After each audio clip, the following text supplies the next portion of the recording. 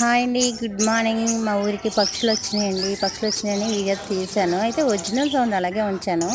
చూడండి, ధాన్యం చేతికొచ్చే టైం కదా, పక్షులు వచ్చి ఈ పిల్లల్ని చేసి చక్కగా వాటిని చూసుకుంటూనే కొన్ని పక్షులు చక్కగా అటు ఇటు తిరుగుతున్నాయి. అయితే నేను వాటికి తెలిసిపోతుందండి నేను వీడియో తీస్తున్నట్టు. ఇదిగోండి పక్షి గూడు చూసారా మా ఇంటి దగ్గరే. అయితే వీడియో తీశాను. చూడండి, మీరు అందరు కూడా లైక్ చేయండి.